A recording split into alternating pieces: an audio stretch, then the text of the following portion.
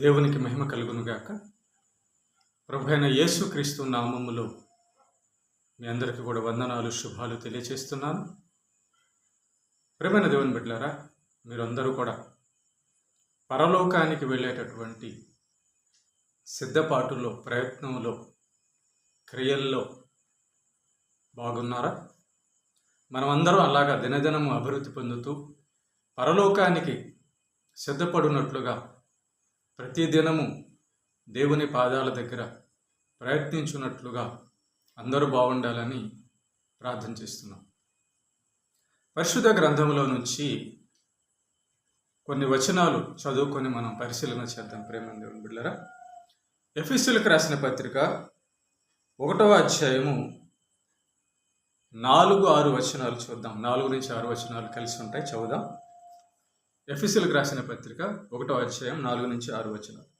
ఎట్లానగా తన ప్రియుని యందు తాను ఉచితముగా మనకు అనుగ్రహించిన తన కృపా మహిమకు కీర్తి కలుగునట్లు తన చిత్త ప్రకారమైన దయా సంకల్పము చొప్పున యేసుక్రీస్తు ద్వారా తనకు కుమారులుగా స్వీకరించుటకై మనలను ముందుగా తన కోసము నిర్ణయించుకొని మనము తన ఎదుట పరిశుద్ధులమును నిర్దోషములమునై ఉండవలెనని జగత్తు పునాది వేయబడక మునుపే ప్రేమ చేత ఆయన క్రీస్తులో మనను ఏర్పరచుకొనెను. ఇప్పుడు చదవబడిన ఒక లేఖన భాగాన్ని మనం గమనిస్తే, పరిశీలిస్తే, దేవుని యొక్క సంకల్పము ఇక్కడ మనకు కనబడుతూ ఉంది. మన సృష్టికర్త అయిన యెహోవా దేవుడు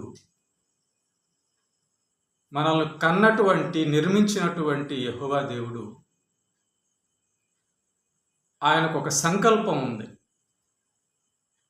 ఆయన ఒక ఆలోచనతో ఇదంతా కూడా చేశాడు, మనల్ని చేశాడు, మన కోసం ఈ సృష్టిని చేశాడు, తన కోసం చేశాడట, మనల్ని తన కోసం చేసుకున్నాడట. తన ప్రియకుమారుడైన యేసుక్రీస్తు ద్వారా మనలను కుమారులుగా స్వీకరించి యుగయుగాలు ఆ యొక్క పరలోక రాజ్యములో మనతో పాటు తాను ఉండాలని, మనల్ని తాను ప్రేమించి సంతోషంగా, ఆనందంగా, శాశ్వతంగా మనతో ఉండాలని ఈ జగత్తు పునాది వేయబడక మునుపే దేవుడు సంకల్పము చేశాడు.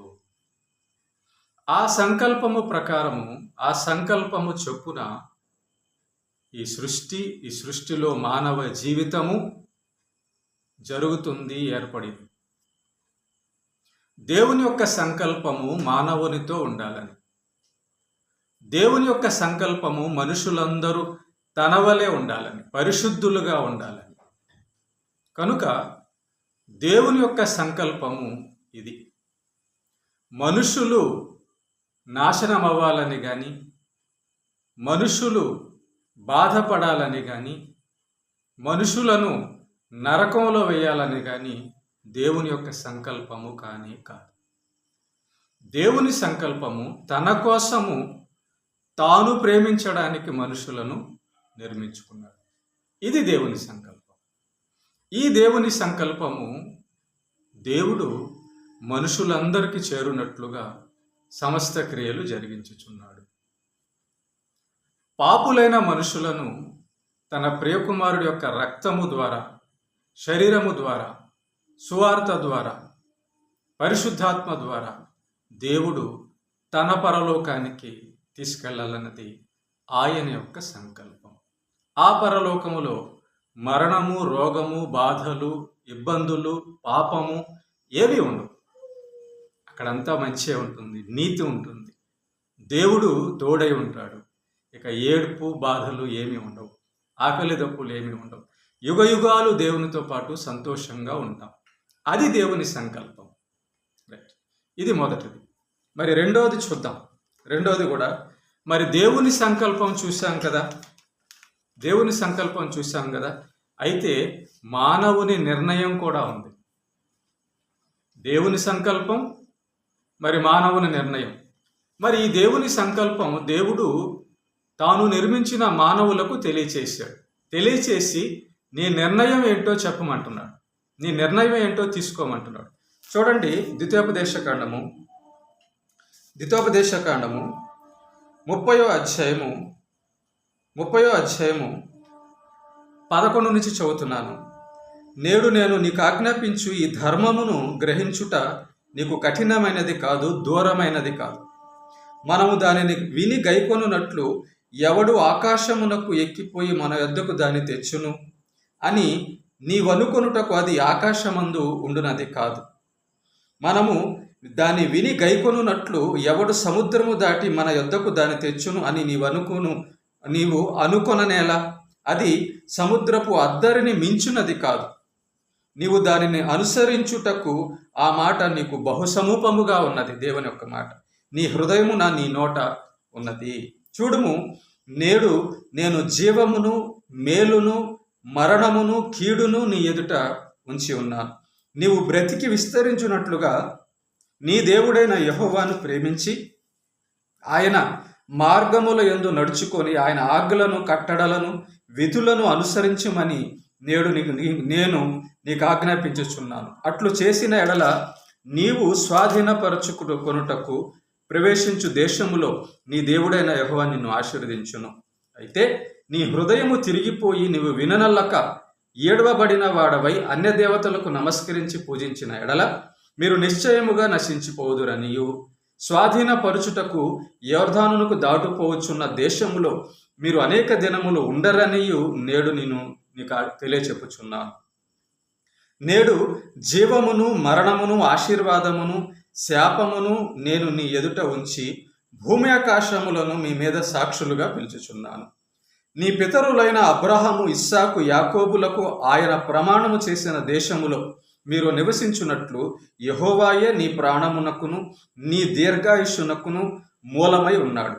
కాబట్టి నీవును నీ సంతానమును బ్రతుకుచు నీ ప్రాణమునకు మూలమైన నీ దేవుడైన యెహోవాను ప్రేమించి ఆయన వాక్యమును విని ఆయనను హత్తుకొనున్నట్లు జీవమును కోరుకొనుడి.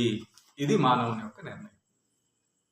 మానవుడు ఏ నిర్ణయం తీసుకోవాలో దేవుడు చెప్తున్నాడు. జీవమును, మరణమును నీ ఎదుట ఉంచి ఉన్నాను. ఇదిగో లోకంలో పాపం ఉంది, సాతాను ఉన్నాడు. నువ్వు వాడి వైపు వెళ్ళి నాశనానికి వెళ్తావా, లేక నీతి న్యాయములు అనుసరించి పరలోకానికి వెళ్తావా? సాతాను మాటలు విని పాపమును ఆశించి నరక శిక్షకు వెళ్తావా, లేక నీతి న్యాయములు అనుసరించి ప్రభువైన యేసుక్రీస్తునందు విశ్వాసం ఉంచి నీతిగా బ్రతికి దేవుని యొక్క పరలోకంలోకి, మంచి శాశ్వతమైన రాజ్యంలోకి వస్తావా? నిర్ణయం మనదే అన్నాడు.